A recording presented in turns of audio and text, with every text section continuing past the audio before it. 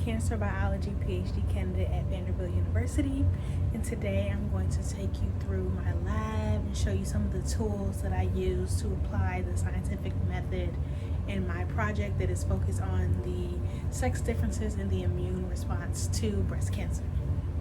So to get started, I have behind me our mouse bench. So this is a certified area where we can do mouse surgeries and other mouse procedures in order to test the overall research question that I have in regards to breast cancer.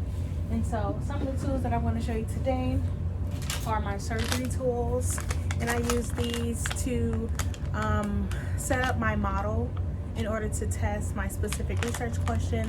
And so I am able to put the mice to sleep, open them up, and inject them with tumors in order to do subsequent experiments that are going to provide me with more information about the tumor immune microenvironment, and also be able to analyze how hormones affect that setting.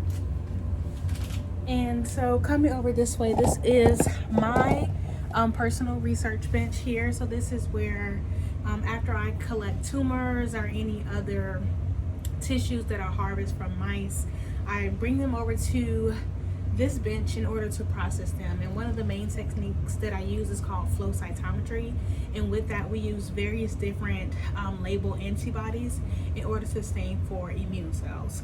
And so I would bring all of my reagents over here, take something like my pipette here, which allows me to have precise measurements and precise allocations of different antibodies into my cells.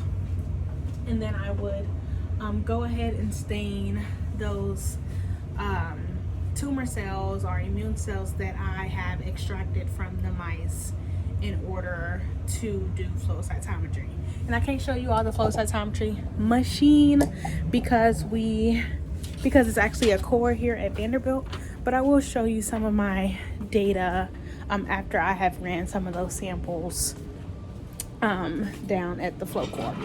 And so again, once I've done staining and look for certain immune cell populations, I come over to my computer and I download all of the files that I got from running the samples into a software called FlowGel. And FlowGel is essentially a software to allow you to process flow cytometry. So here I'm showing you some of my data that I obtained, and I primarily am looking at immune cells or lymphocytes. So with this method, we're able to create gates in order to determine which populations of cells that we're interested in, and also do downstream analyses in order to determine and quantify the number of different immune cell populations. So for this particular one I'm looking at is B cells, which are a component of the adaptive immune system. And I use this just to quantify the differences or changes in these immune cell populations based on different conditions. And one of my primary conditions, again, is the sex hormones, estrogens and androgens. And so with that, I'm able to take these quantifications and put them in a software called GraphPad that allows me to visually compare these percentages. And I'm able to identify significantly different populations based on the different treatments or conditions that I put my mice and tumors under, to see if there are different immune cell populations of interest that we should further investigate.